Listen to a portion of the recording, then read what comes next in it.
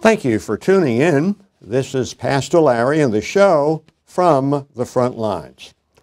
Today is November the 6th, 2020, and we did not have a show last week.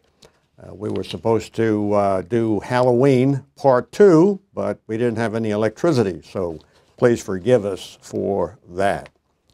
But we are on the front lines today. You and I are on the front lines. We are facing America's greatest battle for survival. I think the battle is greater than World War I, World War II, Korea, Vietnam, because it is a spiritual battle. It's a battle between world views, competing world views. What happens in the next couple of days determines the course of the whole world, not just America, but the whole planet. But I like to think of what Yogi Berra said in 1973. He said, "It ain't over till it's over." And it ain't over yet. 2 Thessalonians chapter 2 speaks about an end-time entity called the restrainer.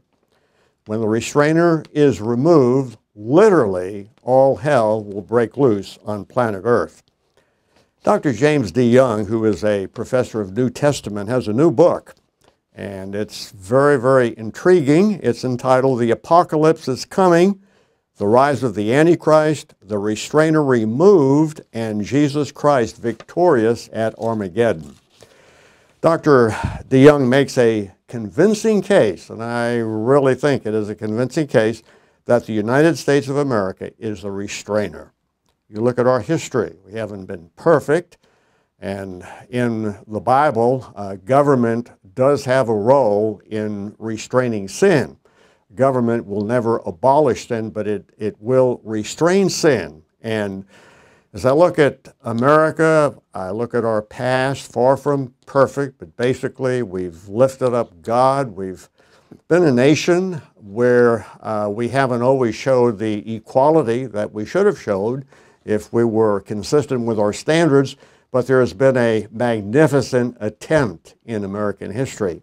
And I've often said America is not just a place, not just a geographical entity, it is an idea. And I want to ask the question, are we about to see the removal of America as the restrainer of evil? And like Yogi Berra said in 1973, it ain't over till it's over. American baseball legend Yogi Berra said that phrase around 1973. Actually, it wasn't 1973. It was during the National League pennant race. His team was a long way behind, and I think many of his supporters were very discouraged. Yet he said, it ain't over till it's over, and the team did rally, and we need to be great intercessors for our president, for our vice president, for those of our leaders, for those who are counting ballots, and for the fact checkers. The fact checkers need to be fact checked, as we'll see. But let's face it, those who voted for Biden didn't vote for Biden. They voted against Donald Trump. There is I kind of think of it as a mental illness. Maybe it's a spiritual illness. It's called the Trump derangement syndrome. The Biden supporters claimed they did not like Donald Trump's mannerisms. He is, to use Biden's words, a clown. He is allegedly a racist. But you know, their vote had nothing to do with Donald Trump being a clown or being a racist. He's not. They are suffering from the Trump derangement syndrome. They hate what Donald Trump stands for. When you think of all of the wonderful things that Donald Trump has done for America, for Hispanics, for black people, for people of color, for Native Americans, and when you think of the animosity against Donald Trump, you realize that Donald Trump is on the side of God. And those who are God's enemies hate Donald Trump. How, for example, could someone like Joe Biden effectively win a national election? I mean, I would think he's not electable. He's not only disintegrating mentally, he's not only wrong on virtually every issue and lies continuously, but he has proven to be a corrupt politician, and yet they voted for him. And what about Kamala Harris, who would quickly become president given Biden's age and mental condition? She is the most left-wing member of the Senate. She is the most, I think, thoroughly unlikable, abrasive, condescending, greedy, grasping, shallow, and insincere candidate that I've ever seen in my 79 years on planet Earth. And can you believe the kind of journalism that the American people have been exposed to? We have had a steady inundation by left-wing lies and distortions. I mean, just think, as openly Marxist revolutionary groups like Black Lives Matter and as Antifa burn, vandalize, and loot America's cities, destroying businesses, assaulting people, sometimes murdering people, what does the left-wing TV news say about that? Well, it says it's mostly peaceful protest against systemic racism, close quotes.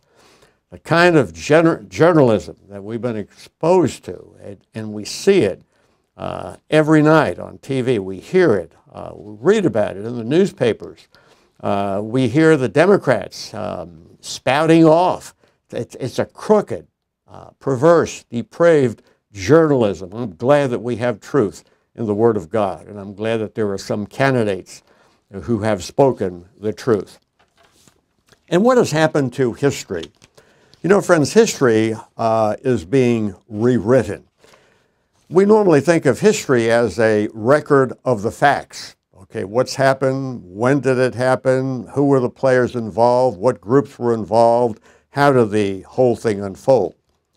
But let's look at Nikole Hannah-Jones. She is the New York Times reporter behind the paper's controversial 1619 Project. She wrote in a 1995 letter to the editor, quote, "The white race is the biggest murderer, rapist, pillager, and thief of the modern world," close quotes. The so-called historian wrote that there is no difference between Christopher Columbus and Adolf Hitler. She claimed that African explorers reached the Americas before Columbus did. Those are the kinds of people who are writing history. In the 1619 Project, many school systems have adopted that completely perverse and erroneous explanation of American history, and yet school systems, your children and my children and other children are going to be exposed to this kind of lying. So, is there fraud in the election results? Well, the Democratic Party says no. President Trump says there is. But let me ask you some questions. Why are there more ballots being counted in Colorado than there are voters registered in Colorado?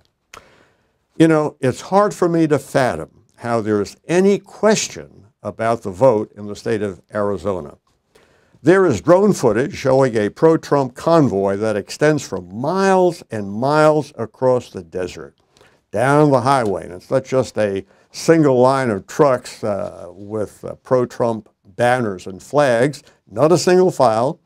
One report stated that the convoy was 96 miles in length, Trump supporters backing Donald Trump. And yet there seems to be some kind of a question, allegedly, about who the winner is in Arizona at the present time. There is systemic racism. I believe it. But it's not the kind of racism that we're hearing about from the Democrats. Let me ask you a question. Why is the news media now capitalizing the B in black, but not the W in white? The Associated Press has a new editorial policy. I think it's so stupid, it's so ridiculous, and so slanted, and so backward, it's unbelievable.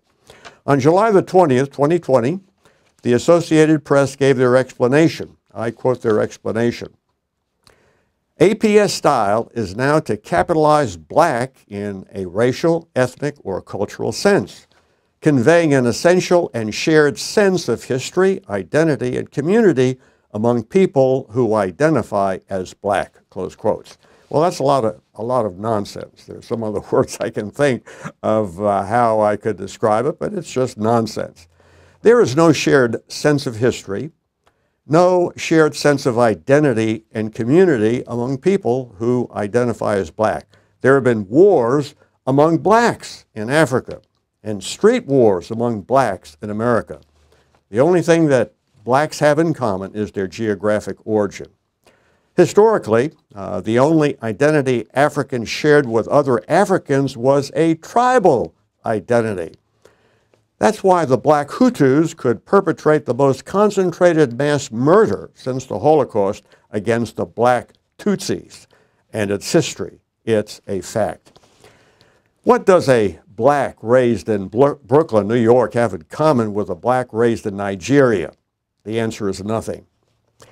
The reason the Associated Press office for not capitalizing white is also based on confusion. Quote, white people generally do not share the same history and culture, close quotes. Now that's a lot of bunk. As happens, white people generally share far more history and culture than many blacks. So many whites come from Europe. There are Poles, there are Italians, there are Irish, there are French, there are Scotch, there are Welsh, and so on. Whites come from Europe, and the vast majority of them have shared the Christian religion and the Bible. So yes, there is systemic racism, but it is not the kind of racism that the BLM people are speaking about. Let's just say something about Biden's foreign policy. It's atrocious.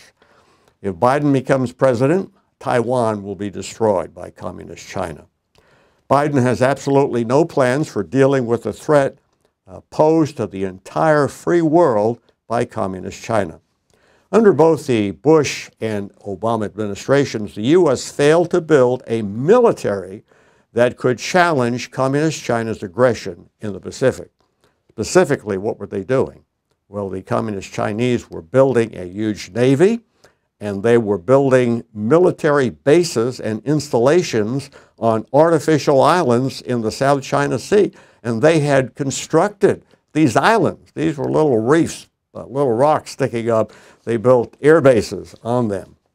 According to Brian T. Kennedy, who was with the American Strategy Group, we now know with certainty that after the virus began spreading in Wuhan, the Chinese government closed down flights from Wuhan to the rest of China.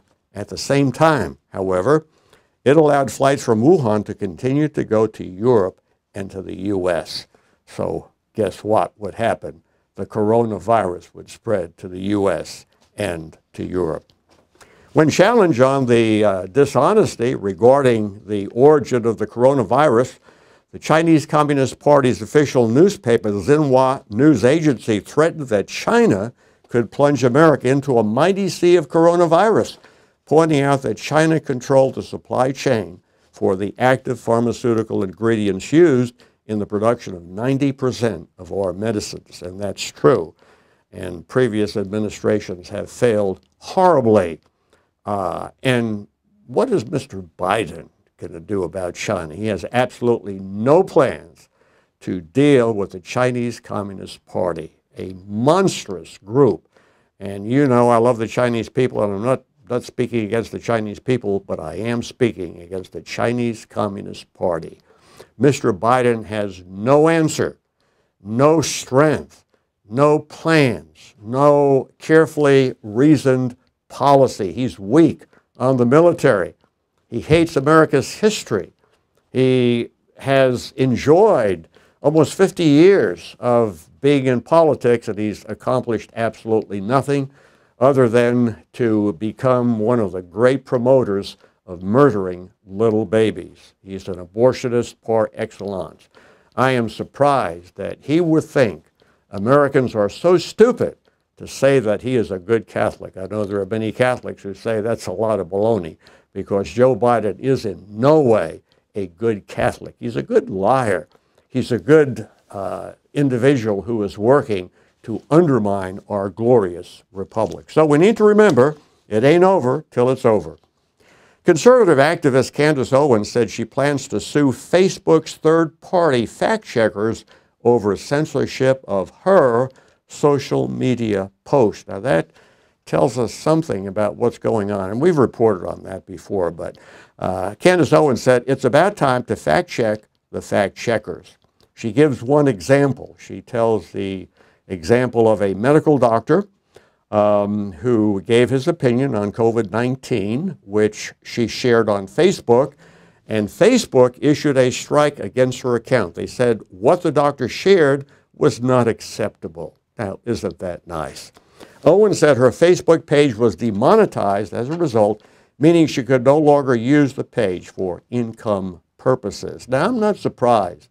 There is very little medicine going on in this whole COVID-19 pandemic. It's politicized medicine. That's what's driving the agenda.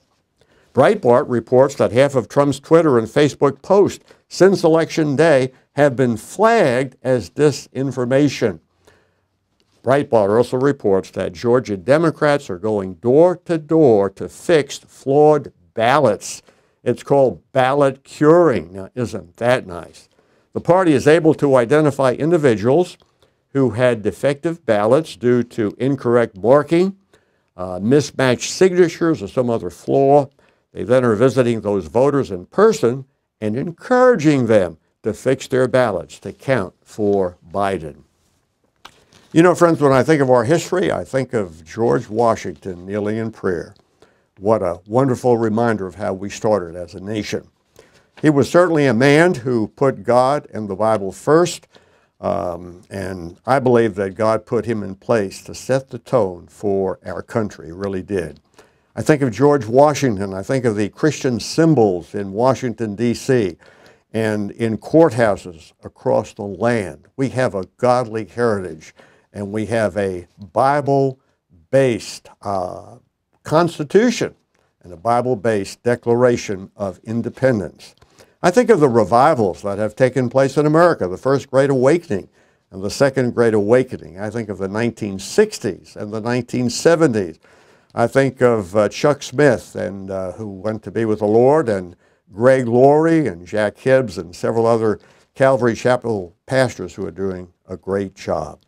When hearts were cold and America was drifting, God sent men of God like Jonathan Edwards, George Whitefield, and many others to bring us back on the course.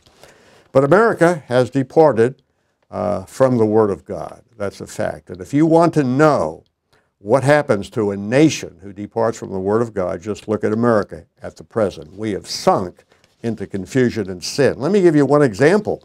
Oregon has become the first state of the United States to decriminalize all drugs, including hard drugs. We need drug rehab programs. We don't need to encourage people to take drugs. We want them to get off of drugs. We love them. We love all people. But I want to close by quoting two scriptures. Proverbs 29:2. When the righteous are in authority, the people rejoice. Why is that? Well, because they're righteous. But when the wicked beareth rule, the people mourn. Why is that? Because you can't trust them. They are liars. Proverbs 14:34 also says, righteousness exalteth a nation, but sin is a reproach. That means a disgrace to any people. And when sin becomes our standard, as it is becoming today, more and more evidently so, it's a disgrace to any people. So we need to hold up our president in prayer. You know, I'm reminded of Exodus chapter 17. As long as Moses held up the staff at his hand, the Israelites pushed back the people of Amalek. But he got tired. You know, you can only hold your arm, your hand up for so long. So Aaron and Hur had Moses sit on a rock. They then stood on each side of Moses and held up his hands. We need to hold up our president. He's a great leader. He's certainly not perfect, and none of us are perfect, and Joe Biden and Kamala Harris is not perfect either. But we need to hold up Donald Trump, Vice President Pence. We need to hold up this ministry, because if Vice President Pence, if Mr. Biden becomes president, you could be rest assured that ministries like ours will suffer. Liars cannot tolerate the truth. They will do everything in their power to push back the truth. Well, friends, pray for our country. Pray for these days of controversy and conflict. May God bless you in a mighty way. This is Pastor Larry saying, God be with you.